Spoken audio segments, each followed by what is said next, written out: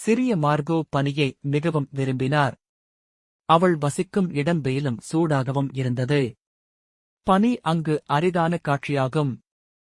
ஆனால் ஒரு குளிர்காலத்தில் ஒரு அற்புதமான புயல் அவளது நகரத்திற்கு வெள்ளை போர்வை கொண்டு வந்தது. மார்கோ மிகவும் மகிழ்ந்தார். அவள் தன்னை மிகவும் சூடாக உடுத்திக் கொண்டு வெளியே விளையாட ஓடினாள். அவளது நாய்க்குட்டி ஸ்னோ அதே அளவு உற்சாகமாக இருந்தது. அது பஞ்சு போன்ற பனியில் குதித்து ஓடி அதன் வால் துள்ளியது. மார்கோ அதை துரத்தினார்.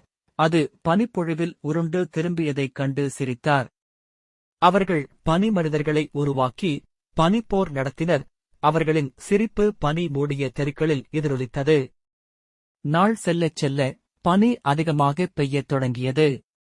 மார்கோவும் ஸ்னோவும் ஒரு பெரிய பனிக்கூடை கட்ட முடிவு செய்தனர். அவர்கள் பனியை இறுக்கமாக ஒன்றாக அடைத்து அதை சுவர்களாகவும் கூரை வடிவிலும் வடிவமைத்தனர். அவர்கள் முடித்ததும் அவர்கள் தங்கள் வசதியான பனிக்கூடருக்குள் ஊர்ந்து ஒன்றாக ஒதுங்கினர்.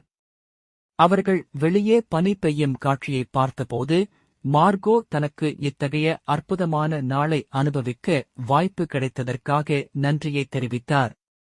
பனியில் விளையாட அனுமதித்ததற்காக தன் பெற்றோருக்கு நன்றி தெரிவித்தார்.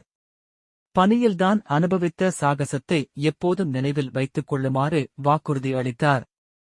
மறுநாள் காலை மார்கோ எழுந்தபோது உலகம் புதிய பனிப்படலத்தில் மூடப்பட்டிருந்தது. அவளும் ஸ்னோவும் தங்கள் பனி சாகசத்தை ஆவலுடன் வெளியே சென்று ஆராய்ந்தனர். அவர்கள் பனி தேவதைகள் செய்து செட்களில் மலைகளில் சறுக்கி பனிமனித குடும்பத்தை உருவாக்கினர். நாள் செல்லச் செல்ல பனி உருகத் தொடங்கியது. ஆனால் மார்கோவும் ஸ்னோவும் கவலைப்படவில்லை.